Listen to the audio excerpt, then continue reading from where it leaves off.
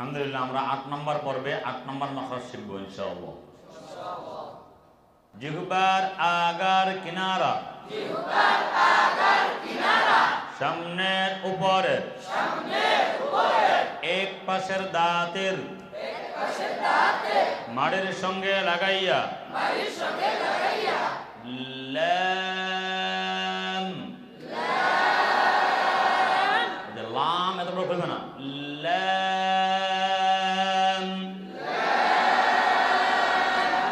উচ্চারিত হয়। জবর অবস্থায় এক আঙ্গুল, জবর অবস্থায় এক আঙ্গুল পরিমাণ মুখ খুলে দেবে, জবর এবং জের অবস্থা, জবর এবং জের অবস্থায়। আর লাম আদায় হবে 4 দাঁতের মাড়ি। কয় দাঁতের?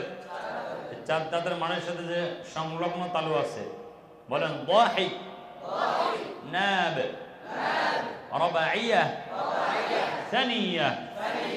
এই 4টি দাঁতের সংলগ্ন তালুর সাথে জিহ্বার আগার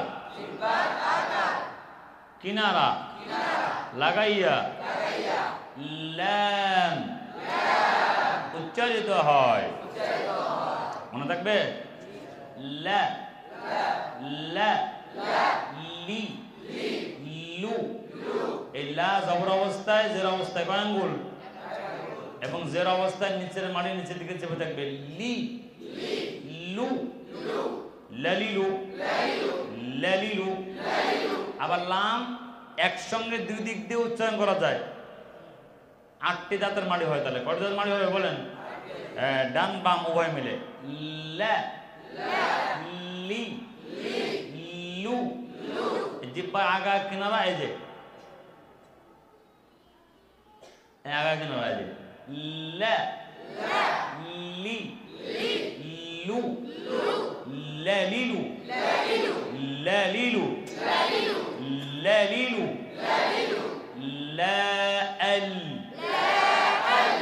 লি ইল, লু উল, লাউলাই, আল্লা, আল্লি, আল্লু। উদাহরণ: আলহামদু, আল কাউসার,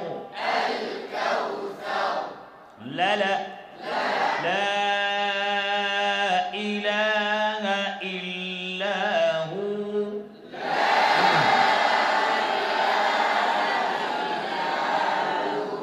লালাবিসা,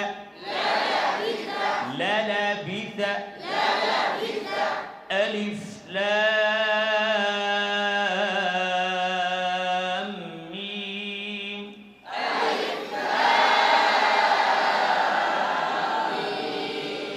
ওয়ালা, ওয়ালা, ওয়ালা তাকুনু কাল্লাযীনা, কাল্লা, بل لا، لولا، لولا، لولا،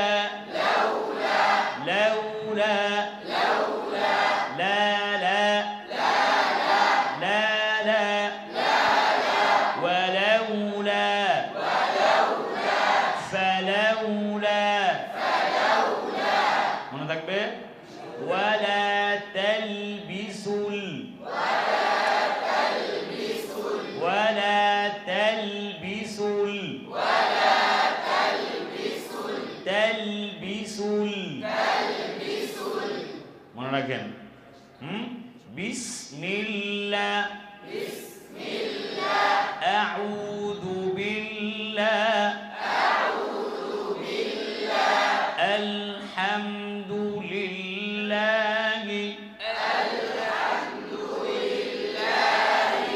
লিল্লাহি,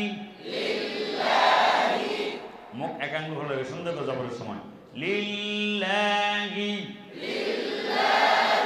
আল্লাযী,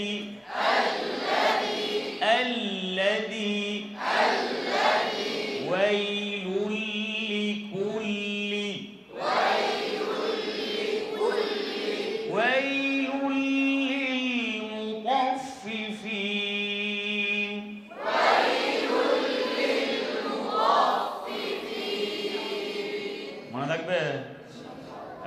এইভাবে আমরা 8 নম্বর মাকড় শিখবো ইনশাআল্লাহ।